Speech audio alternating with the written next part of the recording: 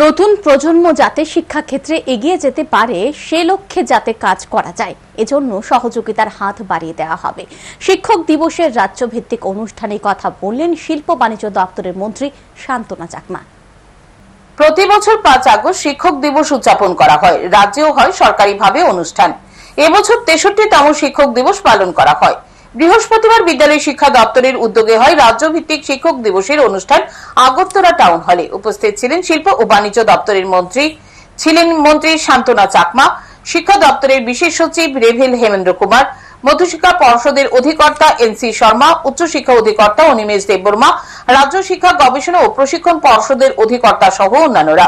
অনুষ্ঠানে আলোচনা করতে গিয়ে মন্ত্রী শান্তনা চাকমা বলেন, শিক্ষক ছাড়া কোনো ছাত্র শিক্ষিত হতে পারে না।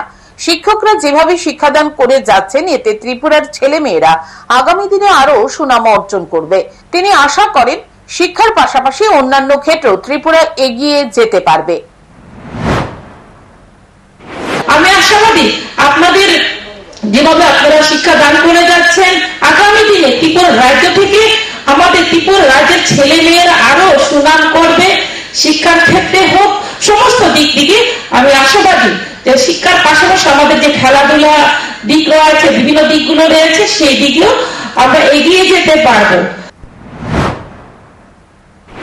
এদিন অনুষ্ঠানে বেস্ট শিক্ষা প্রতিষ্ঠানকে সম্মানিত করা হয়। এছাড়া পণ্ডিত ঈশ্বরচন্দ্র বিদ্যাসাগর সম্মাননা দেওয়া হয় বিশিষ্ট শিক্ষাবিদ ডক্টর হরিকৃষ্ণ আচার্য, বিশিষ্ট সমাজসেবী দীপক ভট্টাচার্য, বিশিষ্ট শিক্ষাবিদ বন্দনা চৌধুরী বর্মনকে। এদিন 34 জন শিক্ষক শিক্ষিকাকেও সম্মাননা প্রদান করা হয় অনুষ্ঠানে। Bureau report, news today.